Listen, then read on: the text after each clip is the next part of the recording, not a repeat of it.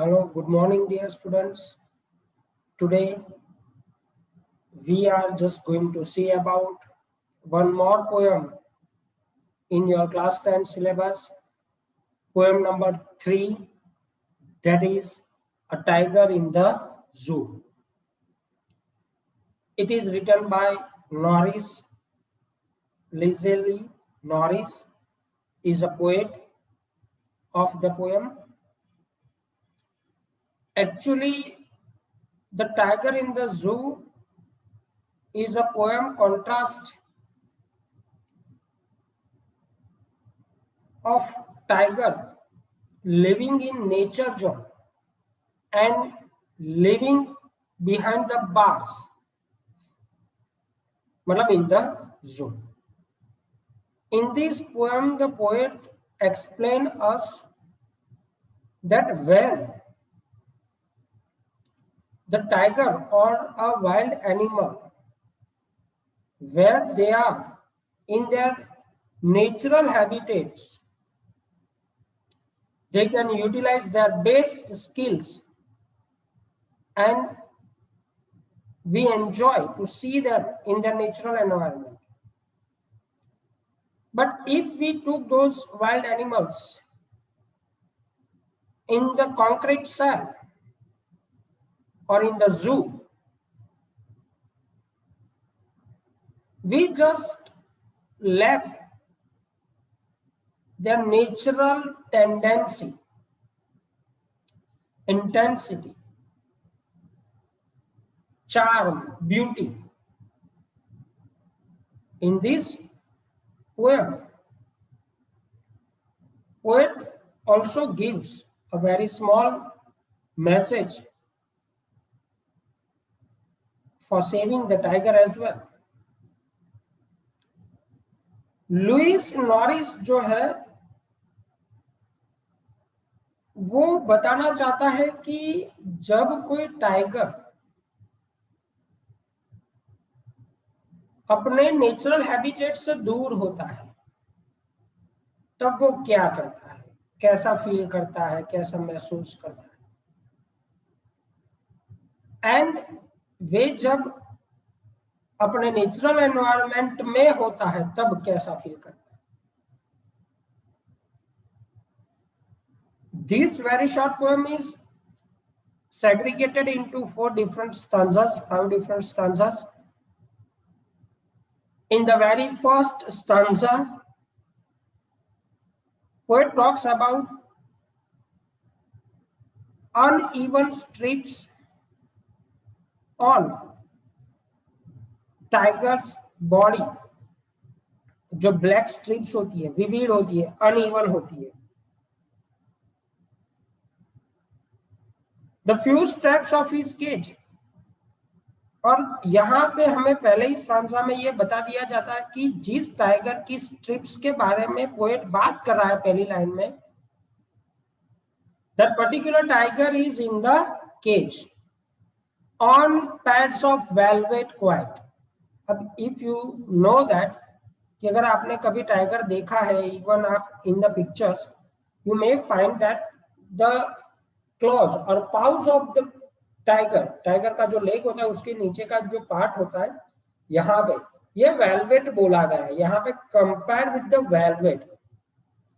क्यों? क्योंकि it has a spongy type structure, smooth structure होता है और वो जो चलता है तब वहां पे इन इज क्वाइट रेज, गुस्सा है, रेज है, गुस्सा है, हेट है, लेकिन क्वाइट वो बता नहीं सकता। In second stanza, the poet talks, he should be lurking in shadow. To lurk का मतलब जनरली होता है हाइड करना। Behind the shadows, shadows मतलब छोटी छोटी जो परछाइयां होती है। Sliding through long grass. अब यहाँ पे ये जब दूसरे स्टांजा की दूसरी लाइन आप हम पढ़ते हैं तो हमें मालूम पड़ता है डियर स्टूडेंट कि दूसरे स्टांजा के अंदर पोएट ने वो जो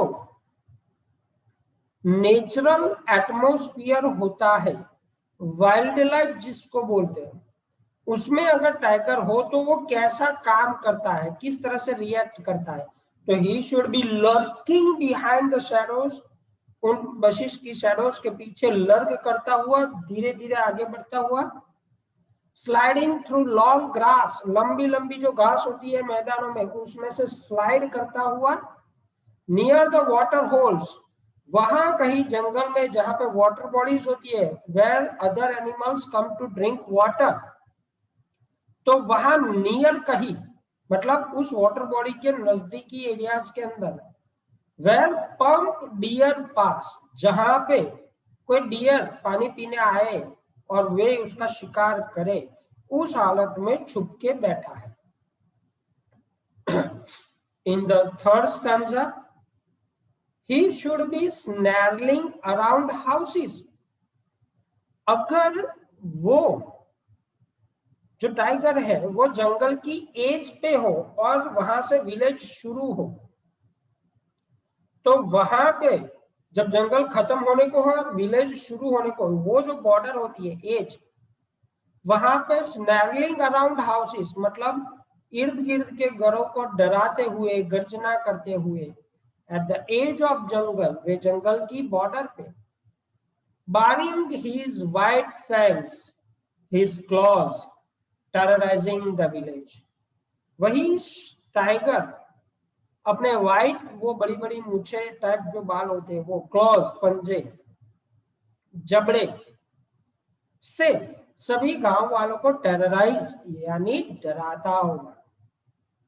इन the fourth stanza, but he is locked in a concrete cell.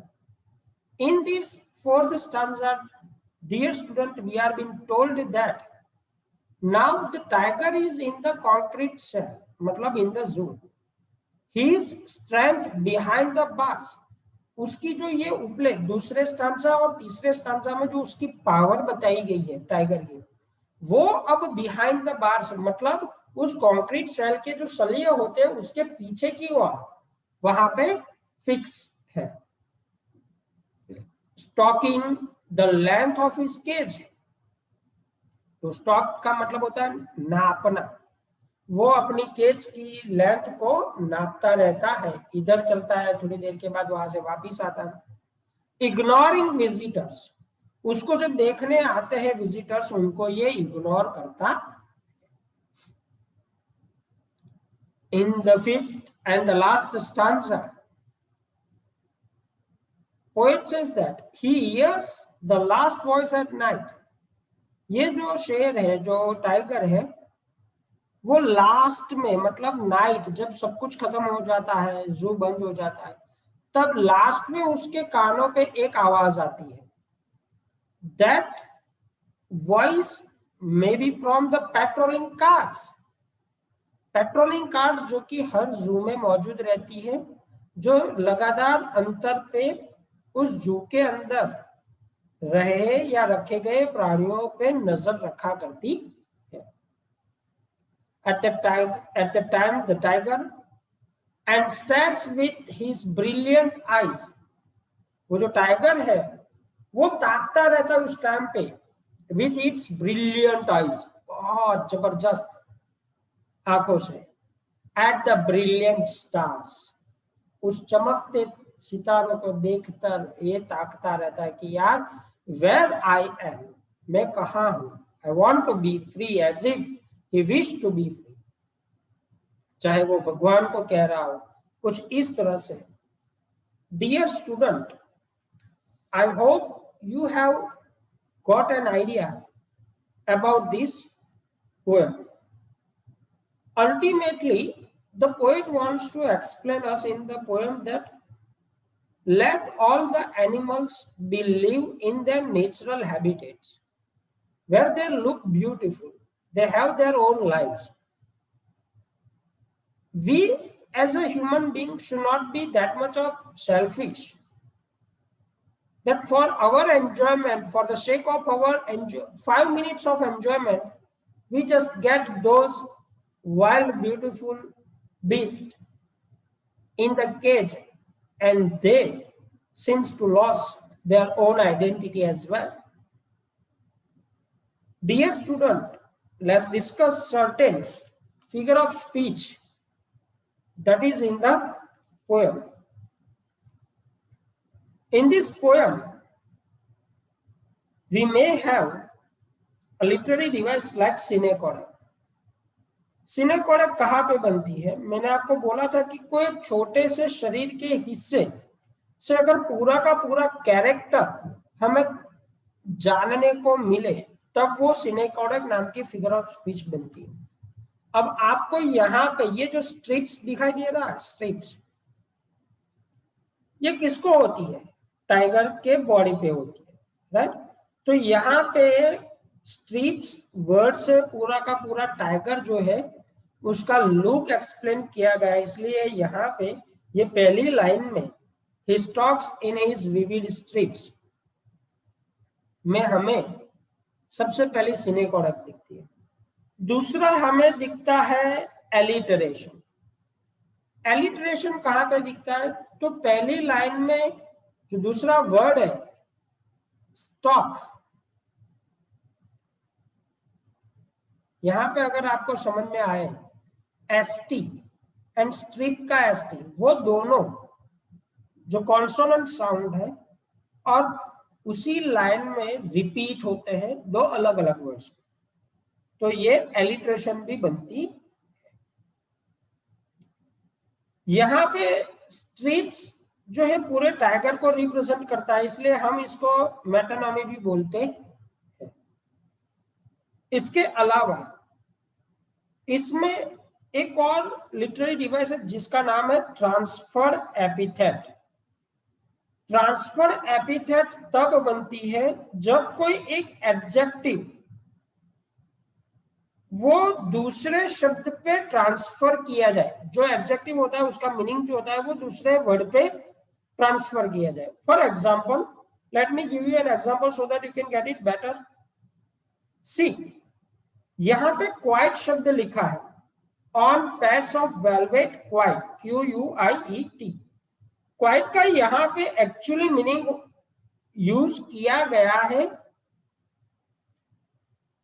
Tiger के लिए, उसके लेग पे, और यहाँ पे ये जो वर्ड है टाइगर के लिए यूज किया गया वो ध्यान रखिएगा. दूसरी लाइन जो है ना, इन हिज क्वाइट रेज, वहां से ट्रांसफर किया गया है गुस्से पे, तो ये ट्रांसफर एपिथेट है. डियर स्टूडेंट, यहाँ पे एक और आप लिटरेरी डिवाइस का एग्जांपल देख सकते हो जहां पे आपको where pump dear pass, pump का पी एंड पास का पी, यहां पे रिपीटेशन आपको दिखती है. सॉरी, एलिट्रेशन यानी repetition of consonant sound twice. इसके अलावा यहां पे ओनोमोटोपिया नाम की फिगर ऑफ स्पीच बताई गई है. ओनोमोटोपिया कैसे बनता है? जब हम कोई प्रकार के साउंड को वर्ड में कन्वर्ट करते हैं, जैसे हम बोलते हैं कि भाई जो ड्रम होता है वो ड्रम ड्रम बजता है, तो ड्रम जो वर्ड है वो यहाँ पे मेटोनोमी सॉरी ओनोमोटोपिया बनेगा. क्यों? क्योंकि वो एक साउंड को, रिंगिंग बेल जो होता है वो एक साउंड को रिप्रेजेंट करता है. ठीक उसी तरह इस पोएम में जो स्नैरलिंग वर्ड है SNARLING, जो कि थर्ड स्टांजा में फर्स्ट लाइन में फोर्थ वाला वर्ड दिखता है, वो हमारा ओनोमोटोपिया है क्योंकि ये रिप्रेजेंटेशन ऑफ साउंड है. ठीक है डियर स्टूडेंट, यहाँ पे जितनी भी बड़ी बड़ी लिटरेरी डिवाइसेस मुझे डिस्कस करनी थी वो मैंने की है. बाकी it is my humble advice to you to get the ocean publication, or either you can have your Navneet publication as well, in which you will get different types of other literary devices used in this poem. Stay home, stay safe, and keep preparing yourself.